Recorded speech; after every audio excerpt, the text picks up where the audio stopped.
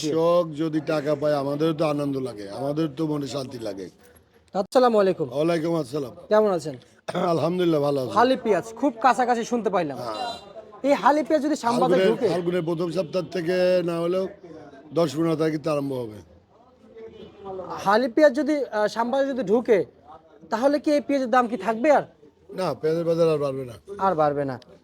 ওই 40 হতে পারে। আচ্ছা আচ্ছা, 40 হইতে পারে। তখন তো বাজার একবারে আরো কমবে।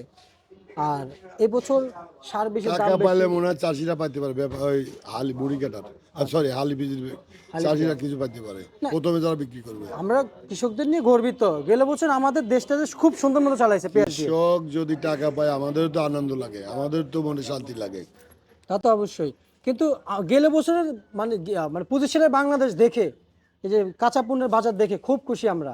কারণ অধিকাংশ কৃষকরা কিন্তু বাজার রেখেছে 35 টাকা থেকে 45 টাকার ভিতরে, কৃষি তারপর একটু বেড়েছে। মন্ত্রণালয়ের উচিত, কৃষি মন্ত্রণালয় প্রত্যেকটা থানায় আছে, প্রত্যেকটা থানার অফিসারদের গ্রামে গ্রামের নামে সার বীজের দাম কত কত টাকা খরচ হচ্ছে, এইগুলা এইগুলা যদি দেখে তাহলে অ্যাকুরেট হবে। একই হবে। হ্যাঁ, আমাদের কৃষক প্রত্যেকটা থানায় তো কৃষি মন্ত্রণালয় আছে। জি, আমাদের প্রত্যেকটা গ্রামে যা যদি এরা আইডিয়া নেয় তাহলে বলা যাবে যে পেঁয়াজের চাষিরা কি সুখে আছে। আচ্ছা আচ্ছা আচ্ছা।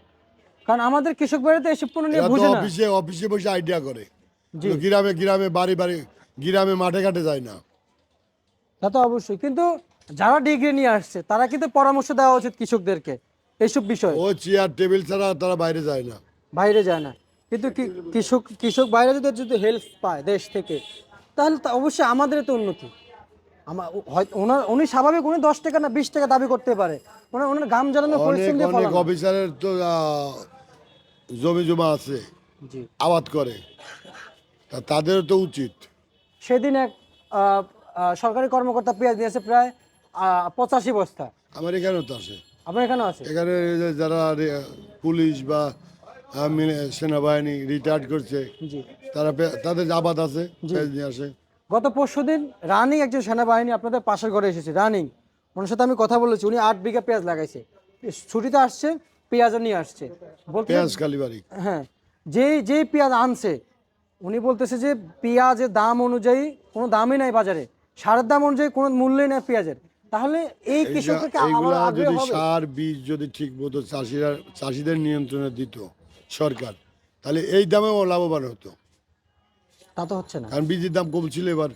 জি। 40-50 উপরে বলে মানে চাষির খুব উপকার হতো, মানে প্রচুর আনন্দ পাইত, লস হতো না তো। মাল বিক্রি করছে 30, 32, 35, চাষি মোটে চোষা হয়ে গেল, শেষ। খুব বিভাগে আছে, মানে ব্যাপক। আপনার ঘরে তো মাসাল্লাহ পেঁয়াজ আজকে নামছে, আমরা যা দেখতে পাচ্ছি ঘরে পেঁয়াজ আছে, কিন্তু যে পেঁয়াজ আছে উনি কি একদম ব্যাপারী? 6 টাকা ব্যাপারী ব্যাপারী পাইকার। পাইকার? আচ্ছা আচ্ছা আচ্ছা, আমি তো ভাবছি যে উনি কৃষক, যে মন মরা হয়ে বসে আছে। ইনি হলো কৃষক। আচ্ছা আচ্ছা, উনি, আচ্ছা আচ্ছা আচ্ছা আচ্ছা, বুঝতে পারছি। ও তার মানে উনি একজন কৃষক। কৃষক আচ্ছা। তা তা আজকে আপনারা কৃষকদের পেঁয়াজ কত বিক্রি করে দিলেন? উপরে 38 টাকা, নিচে 35। আর রসুন কত বিক্রি হচ্ছে? রসুন নতুনটা আমাদের ঘরে আসে নাই, হয়তো 2-4 দিনের মধ্যে আসতে পারে। আচ্ছা 50, 55 এরকম বেচা কেনা হচ্ছে। আচ্ছা। আর ওনারা তো সবসময় আপনাদের কাছে পেঁয়াজ দেয়। আর আমরা শুনতে পাই কৃষক বলে, আমি ওনাকে দেখে বলছি, কৃষক বলে সাংবাদিক বাজার ভাড়া, আর ম্যাজিস্ট্রেট বলে আড়তদার বাজার ভাড়া। মূলত বাজারটা এটা কোথা থেকে আদৌ বাড়ে? ঠিক না, আমদানি রপ্তানির উপর বেচা কিনা বেচা বিক্রি। দাম বাড়ে। সাংবাদিক আর এই যে আড়তদার কোনো হাত আছে? না না, এই আড়তদারদের সাংবাদিকদের কোনো হাত নেই।